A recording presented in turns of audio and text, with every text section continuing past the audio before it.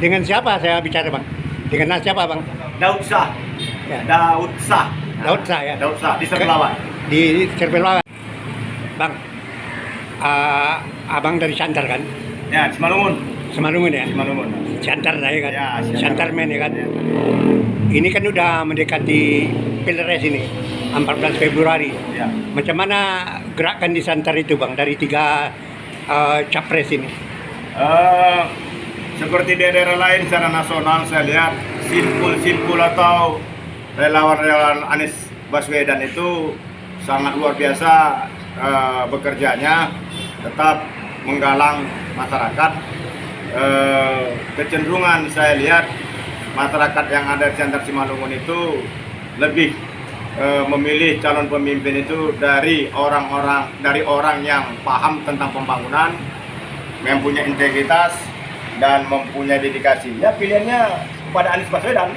Menurut hemat saya, mungkin kalau Syantar Simalungun itu 01 atau Amin, Anies Yahya Muhaimin, mungkin diperkirakan lebih dari 40% Syantar Simalungun. Nah, jadi suara Anies di tahun 2024 itu di 14 Februari itu diperkirakan lebih dari 40%. Itu dari estimasi saya setelah saya memonitor di lapangan. Berarti suara-suara itu udah ke Anies, Bang, ya? Ke Anies. Jadi memang dan ironisnya yang terkagum kita, tidak ada uang yang diturunkan baik dari pusat maupun ini swadaya masyarakat.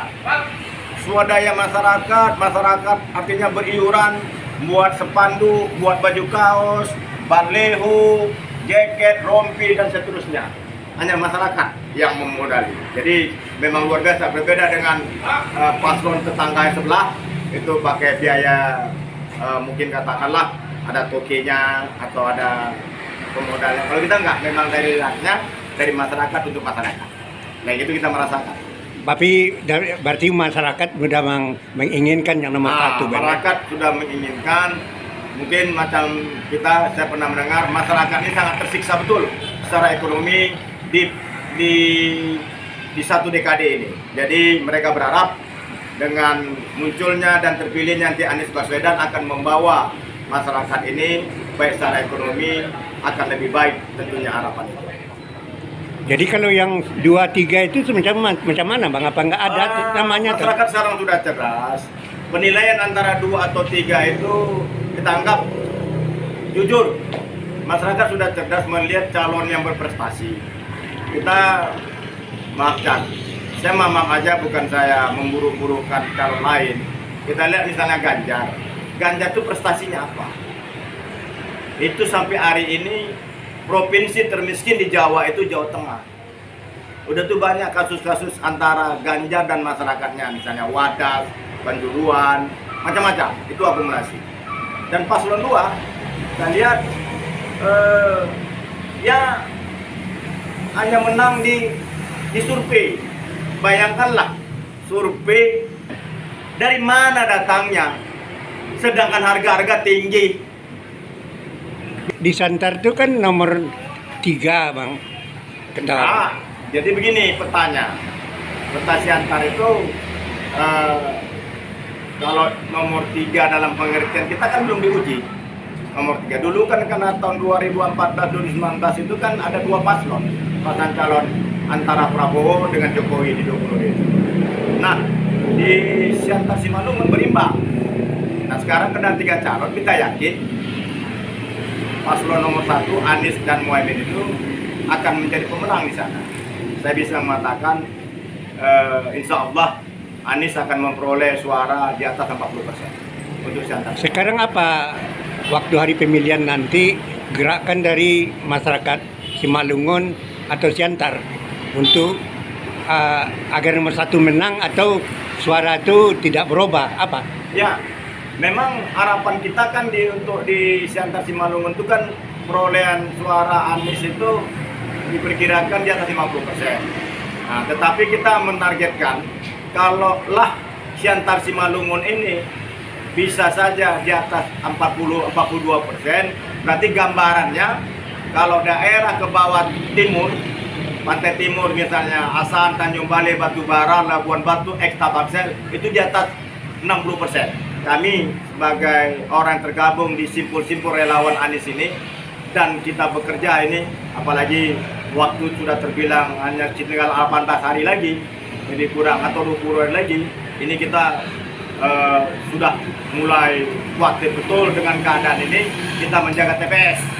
Kalau minat dan animo masyarakat sudah ke 01 dia. Tetapi apapun ceritanya, kalau TPS nggak dijaga, ini bisa lepas suara ini. Nah, jadi sekarang kami mengkonsep Siantar Simalungun ini bagaimana bisa mengawal TPS.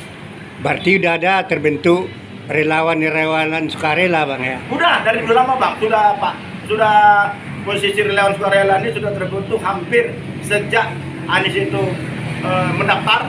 Kita sudah standby itu mendaftar di KPU kemarin di bulan November itu. Nah, relawan ini sudah betul. Kalau di Siantar Simalungun ini ada lebih kurang 23 relawan simpul relawan, dan itu bekerja sampai ke jaringan-jaringan dusun, sampai ke jaringan desa dan lingkungan. Oh itu banyak pak yang? Banyak di animo masyarakat. Dan itu swadaya dari kita, tidak ada biaya dari mana-mana, dari uang kantong kita masing-masing. Sekarang begitu tinggi harapan dengan Anies. Harapan, karena bayangkanlah kita punya harapan. Gak usahlah kita bicara tentang secara pribadi. Anies itu orang cerdas, jujur, pintar, mendunia. Program Anies itu aja dia lihat. Kalau Anies jadi presiden, itu listrik 460, 900, 1300 itu gratis. BPJS kesehatan gratis. Harga-harga dipaksa turun. Pendidikan SD, SMP, SMA gratis. Apalagi? Inilah harapan kita.